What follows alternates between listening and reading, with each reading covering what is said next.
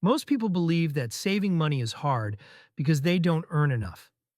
They think that once income goes up, saving becomes easier. But that belief quietly breaks down the moment you look at real behavior. Some people struggle for years just to save their first $1,000. Others reach 10,000, 20,000, or more, even without massive salaries. So what's really going on? Why does saving the first $1,000 feel almost impossible, while saving the next $10,000 often feels surprisingly manageable? The answer has almost nothing to do with math, and everything to do with how money behaves at different stages. At the beginning, saving doesn't feel like progress. It feels like resistance. You save a little, something happens, and you're back where you started. Car repair, medical bill, unexpected expense. It's not bad luck. It's not failure. It's the stage you're in.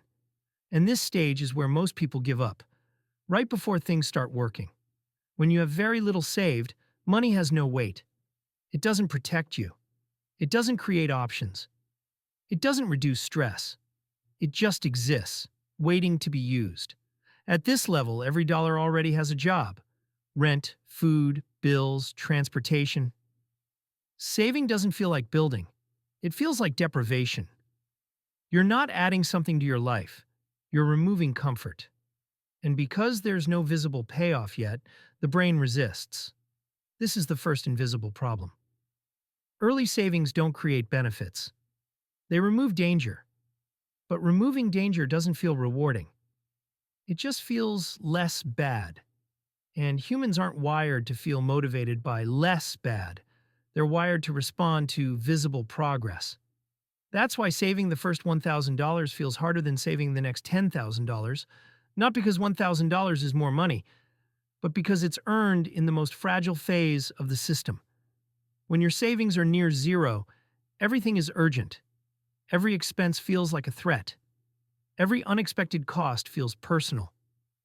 Every decision feels emotional. You're not managing money. You're reacting to it.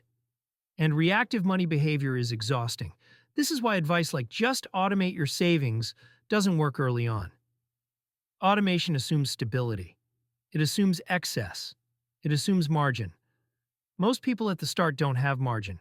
They have pressure. At low savings levels, money doesn't compound. It resets. You save $300.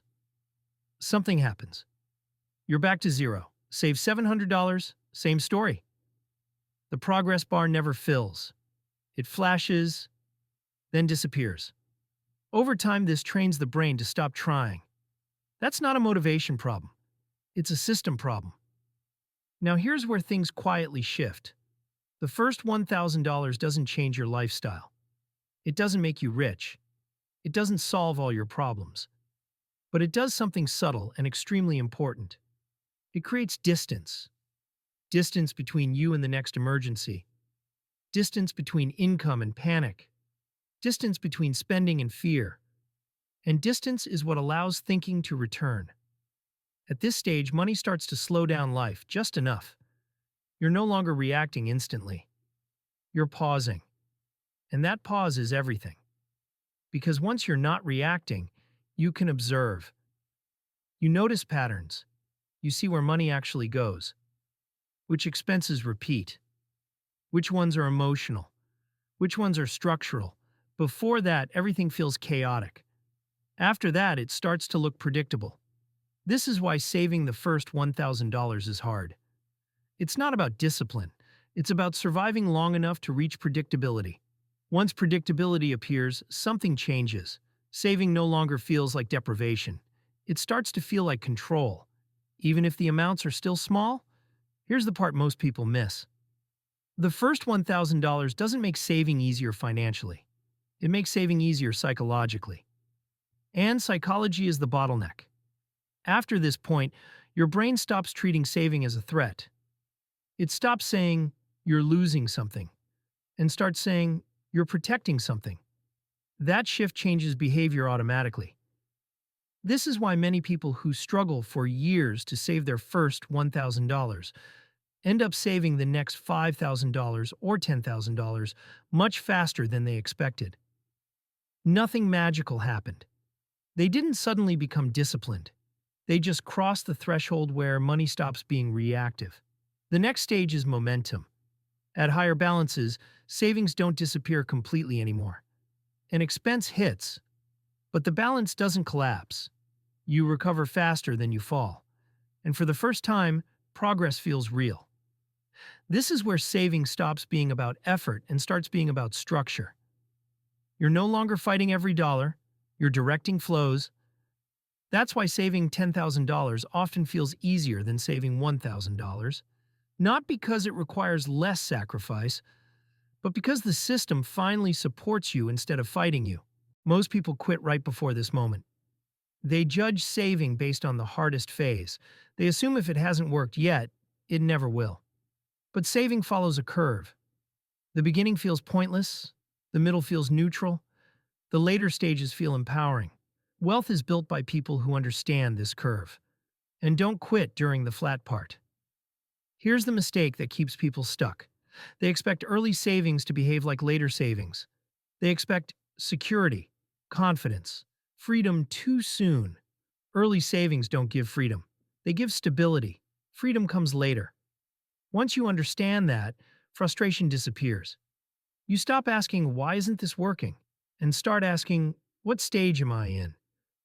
That question changes everything, because it replaces emotion with context. At the first stage, the goal isn't growth, it's survival. At the second stage, the goal isn't lifestyle, it's consistency. At the third stage, the goal becomes optimization. Most people try to optimize before they stabilize. And that's why nothing sticks. When you understand that your first $1,000 is simply buying breathing room, not returns, not wealth, you stop expecting it to feel exciting. You let it do its quiet job. And once that job is done, saving stops feeling impossible. Not because life got easier, but because you did. This is the part no one explains. Money doesn't change first. Your relationship with uncertainty does. Once uncertainty drops, decisions improve. Spending becomes intentional. Saving becomes automatic. Planning becomes realistic. And from there, the next milestones stop feeling mythical. That's why the first $1,000 is the hardest. Not because it's the smallest number, but because it's built in the most fragile environment. If you're struggling to save right now, it doesn't mean you're bad with money.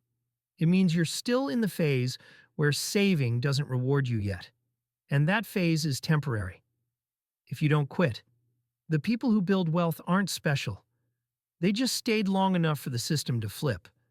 If you want to understand how money behaves at each stage and what actually changes as balances grow, subscribe to Practical Wealth Hub.